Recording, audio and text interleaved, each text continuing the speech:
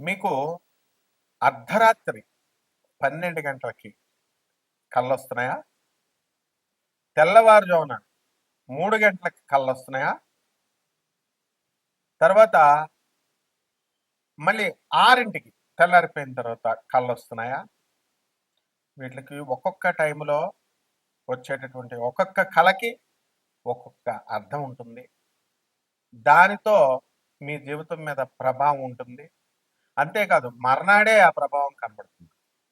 అలాగే కళల్లో టైంలే కాకుండా మనకొచ్చేటటువంటి కళల్లో ఉన్నటువంటి వస్తువులు కానీ, జంతువులు కానీ, మనుషులు కానీ, దెయ్యాలు కానీ ఇలా మీకు వచ్చేదానికన్నిటికి కూడా ఒక్కొక్క దానికి ఒక్కొక్క అర్థం ఉంటుంది.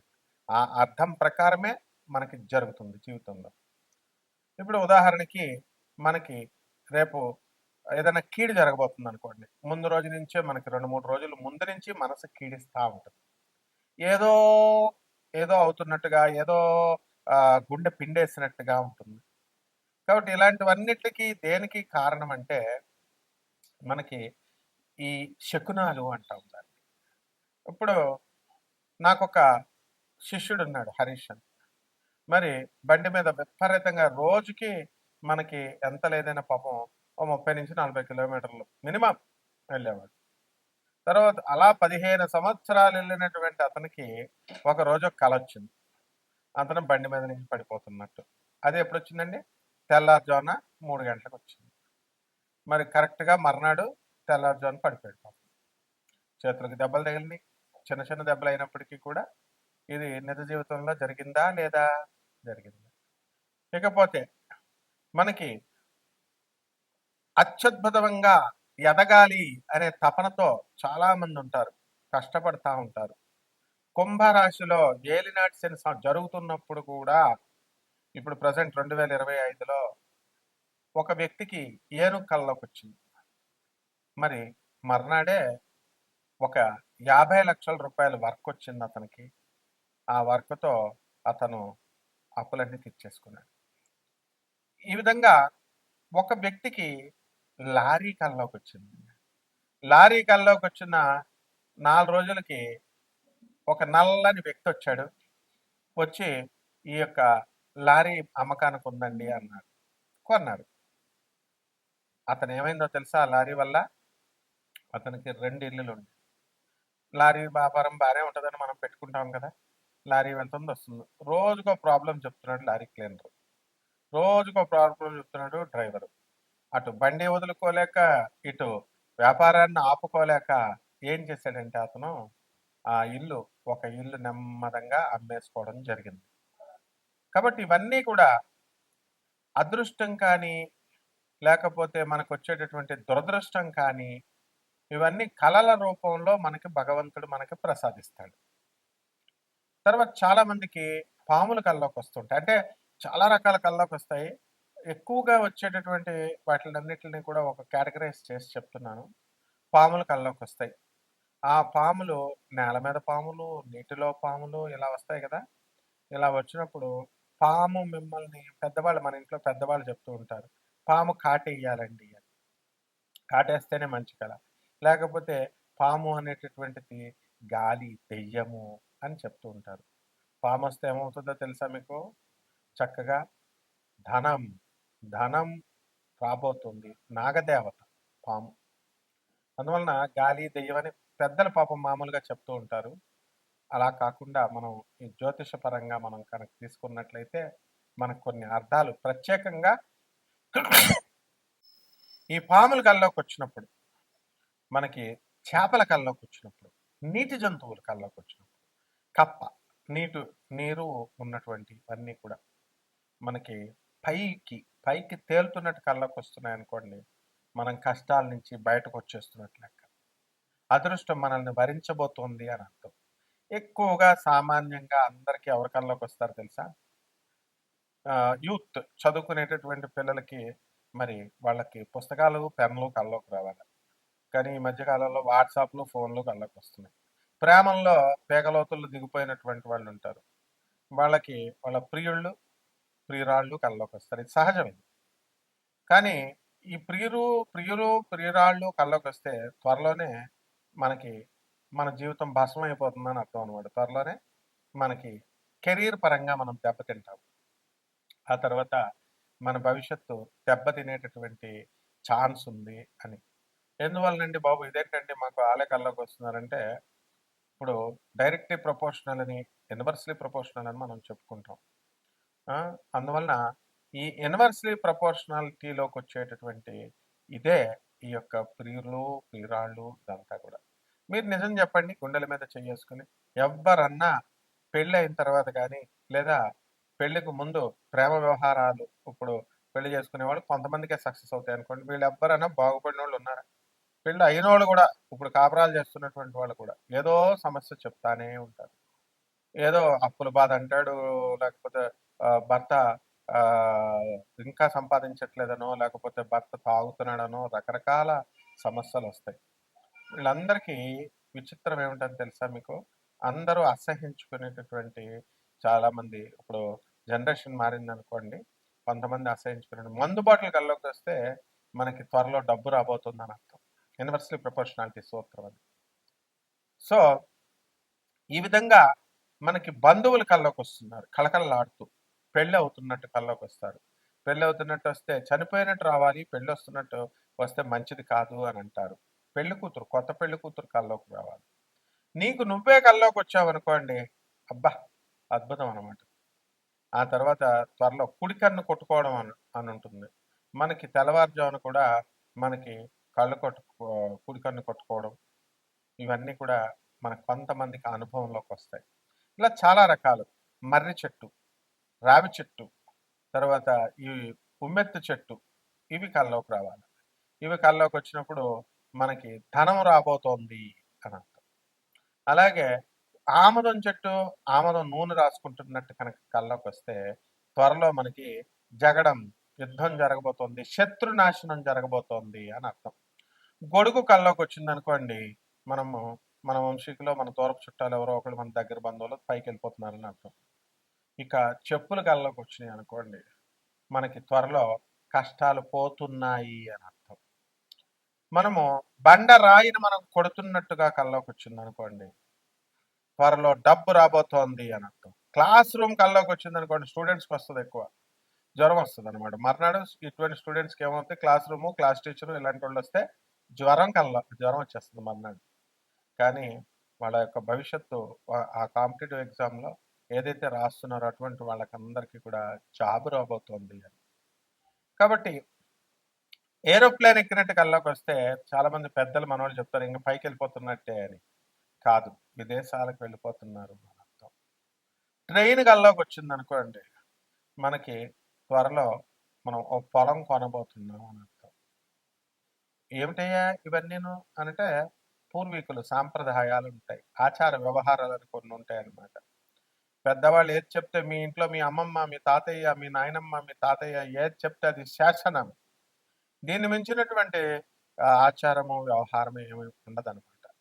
కాబట్టి చాలామంది ఇటువంటి కళలు మనకొచ్చినప్పుడు అందరూ కూడా "ఏవండీ గురువుగారు రెమెడీస్ ఏంటండి? రెమెడీస్ ఏంటండి?" అని అడుగుతా ఉంటారు. రెమెడీస్ అనేటటువంటివి ఏమి ఉండవండి. రెమెడీస్ చేసుకుంటే మీకు అలా అలవాటు చేసేసారనమాట. రెమెడీస్ చేసుకోవడం వల్ల వస్తుందని. ఉప్పు, మిరియాలు తీసి అప్పుడు కళ్ళలేసిన తర్వాత పేడ కళ్ళలొచ్చిన తర్వాత లేచి తలంటు స్నానం చేసి, ఆ ఉప్పుని, మిరియాలని భగవంతుడి దగ్గర పెట్టి దీపారాధన చేయడం ఒకటే రెమెడీ. ఇక మనము దాన ధర్మాలు చేసుకోవాలి బాగా. అనాథ పిల్లలకి దాన ధర్మాలు చేసుకోవాలి. తర్వాత ఈ యొక్క సాధువులకి దానం ధర్మాలు చేసుకోవాలి. వికలాంగులకి దాన ధర్మాలు చేసుకోవాలి. పేదవారికి దానం ధర్మాలు చేసుకోవాలి. మనిషి ఈ ఇవి తప్ప మిగతా అన్ని కార్యక్రమాలు చేస్తున్నాడు. షాపింగ్‌కెళ్తున్నాడు, కొంటున్నాడు ఇవన్నీ కూడా కాదు. అందువలన మనం చేయాల్సిందేంటంటే చక్కగా ఈ ఇవి రెమెడీస్ ఇవి. చక్కగా మీకు 12 ద్వాదశ రాశుల పైన ఈ యొక్క కళల ప్రభావం ప్రకారం మనం ఈ జాతకం ఈ యొక్క సంవత్సరంలో ఎలా ఉంటుందో మనం తెలుసుకుందాం. వృషభ రాశి. ఈ వృషభ రాశి వారికి నాది కూడా వృషభ రాశే. మీకంటే ఎగ్జాంపుల్స్ తెలియాలి కదా! అందుకని చెప్తున్నాను. మరి ఈ వృషభ రాశి వాళ్ళందరూ కూడా కళలు ఫ్రీక్వెంట్‌గా మనకేమొస్తా ఉంటాయంటే, చక్కగా పర్వతాలొస్తూ ఉంటాయి కొంతమందికి, నదులొస్తూ ఉంటాయి. తర్వాత మనకి ఆహ్, ఏనుగులొస్తూ ఉంటాయి కొంతమందికి మీలాంటి అదృష్టవంతులకి. నాకైతే సింహాలు, పులులు వస్తా ఉంటాయి. ఎందుకంటే మనం ఎప్పుడు కూడా రిస్క్, రిస్క్ పర్సన్స్ రిస్కులు. ఆ! ఏవండీ మా ఆయన ఎప్పుడు చచ్చిపోతాడో అదే మా అత్తగారు ఎప్పుడు చచ్చిపోద్దో చెప్పండి అని ఒకళ్ళు. ఏవండీ మా ఆయన తాగేసి పిల్ల మీద తన కూతురు మీద అగత్యాలు చేస్తున్నారండి. అందువల్ల మా అమ్మాయిని చాలా నేను దూరంగా పెట్టి సంరక్షించుకుంటున్నాను. ఈడెప్పుడు పోతాడండి అని చెప్పి అడిగేటటువంటి వాళ్ళు కూడా ఉన్నారు. అంటే ఎంత బాధ పెడుతున్నారు పాపం ఆడవాళ్ళని. తప్పు ఇట్లాగా. అందువలన మనం ఇయన్నీ కూడా ఏంటంటే పూర్వజన్మ కర్మ ప్రభావం వల్లనమాట. కాబట్టి ఈ డబ్బులు బాగా సంపాదించండి చక్కగా. లక్ష్మీదేవి వచ్చేలాగా కల్లోకొచ్చేలాగా ఏనుగుని వాటిలిని ఊహించి పడుకోండి రోజు. ఆ! తర్వాత మీరు చక్కగా ఈ యొక్క నీళ్లు కల్లోకొస్తాయి. మీ కష్టాలన్నీ కూడా పోతాయి. అందువలన సమాజంలో చాలామంది మరి ఈ తల్లిదండ్రులకి చక్కగా మీరు మీ తల్లిదండ్రులు మీ కల్లోకొచ్చారనుకోండి, స్థిరాస్తుల్ని ఇవ్వబోతున్నారు మీకు. మీ తమ్ముళ్ళు కల్లోకొచ్చారనుకోండి, చక్కగా మీ యొక్క ఆస్తిని, సంపదలను పెంచబోతున్నారు. మహాభారతంలో జగదేక వీరుడైనటువంటి పార్థుడు అంటే అర్జునుడి కల్లోకి వచ్చాడు అనుకోండి, కష్టాలు పోతున్నాయి, మీకు పనిలో సక్సెస్ కాబోతుందని అంటారు.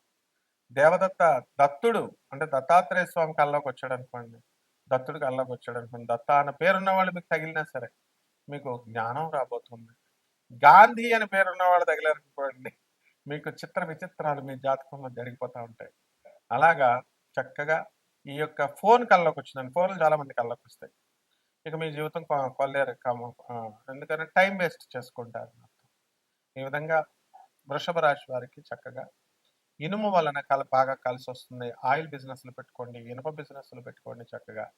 అలాగే మీకు వ్యాపారాలన్నీ కూడా బాగుంటాయి. టెన్షన్స్ వృత్తి మీరు చేసే ఉద్యోగం దగ్గర కానీ, వ్యాపారం దగ్గర కానీ, వీటి దగ్గర మరి చక్కగా మీకు ఏమవుతుందండి, కొంచెం టెన్షన్ ఉంటుంది. ఆఫీసర్లు ఎవరన్నా మిమ్మల్ని హెరాస్ చేస్తున్నారా అని ఉద్రేక పరిస్థితులు వస్తాయి. నేను చూడండి మీ దెబ్బతో ఎలా మారిపోయాను. ఎంత పులిలా గాంటించామండి. ఒకడేమో కామెంట్లో గాడిదలా గాంటిస్తున్నాడు అన్నాడు. ఎందుకు వచ్చిన గొడవ మిమ్మల్ని మారుస్తుంటూ మేము అనిపించుకోవడం అని ఉన్నాం. కాబట్టి మీరు కూడా చక్కగా నాలాగా శాంతంగా మారిపోండి.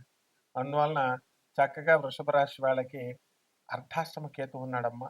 అంటే పాముల కల్లోకి వస్తాయి, నదుల కల్లోకి వస్తాయి, కొండల కల్లోకి వస్తాయి.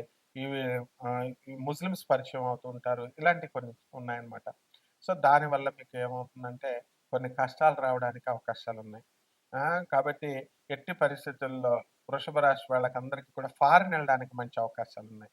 ప్రతి ఒక్కరు దయచేసి అర్థం చేసుకోండి. ప్రతి ఒక్కరు ఉద్యోగం లేదు, ఉద్యోగం లేదు, ఉద్యోగం లేదంటే ఎట్లా చెప్పండి? మీరు దాన ధర్మాలు చేయాలి కదా! కర్మలు చేసుకోవాలి కదా! ఒక మహానుభావుడికి నీవు చదువుకున్నటువంటి స్టూడెంట్స్‌కి నీ వయసు ఎంత అంటే 60 సంవత్సరాలు అన్నాడు. ఏమన్నా నువ్వు చదువుకున్న మాస్టర్‌లకి దానం చేసావా? నీ స్కూళ్ళకి దానం చేసావా అంటే, చేశానండి 2017లో ఒక యాపిల్ పండు మా మాస్టర్‌కి ఇచ్చానండి అన్నాడు. ఆయన లైఫ్‌లో ఒకసారే ఇచ్చాడంట యాపిల్ పండు. కనీసం అనాథ పిల్లలకి లేరా మీ ఎదురుగుండా అనాథ పిల్లలు లేరా? తర్వాత చక్కగా ఈ యొక్క వికలాంగులు లేరమ్మా? విడోస్ లేరా చెప్పండి? అందరికీ కూడా సాధువులు లేరా చెప్పండి? వీళ్ళందరికీ కూడా సేవ చేసుకోవాలి చక్కగా. దాన ధర్మాలు చేసుకోవాలి. కాబట్టి ఈ వృషభ రాశి వారికి ఉద్యోగాలు రావడానికి అవకాశాలున్నాయి. మీరు ఒక్కటే గుర్తుపెట్టుకోండి, మిమ్మల్ని చాలా ఇంజెక్ట్ చేసేసి చిన్న చిన్న రెమెడీస్ చేస్తే అయిపోతుందని చెప్పి ఆస్ట్రాలజర్స్ మిమ్మల్ని తప్పుదోవ పట్టించారు. దెర్ ఇస్ నో ఈ ఫలశ్రుతి పార్ట్ ఉండదన్నమాట. ఓన్లీ మీకు కావాల్సింది ఏంటంటే what is going to happen అనేటటువంటిది చెప్పబడుతుంది. ఆ తర్వాత ఇది రెమెడీస్ చేసుకుంటే మారిపోద్దండి అంటే నువ్వు జేబులో డబ్బులు తీయాలి. ఎవరికి? ఆస్ట్రాలజర్స్ కోసం కాదు. వాళ్ళు చేసే హోమాలు, యజ్ఞాలు అని ఏదో చెప్తుంటారు వాటి కోసం కాదు. ఫేక్ ఆస్ట్రాలజర్స్ అని మీరు ఎంత ప్రతి ఒక్కళ్ళు కూడా బాధపడుతూ ఉన్నారంటే వాళ్ళ ఫీజులు ఎగ్గొడతారు మీరు. మీరు మాత్రం మంచోళ్ళేం కాదు. వాళ్ళు ఫీజులు ఎగ్గొడతారు. వాళ్ళకి ఫీజులు డబ్బులెవరు?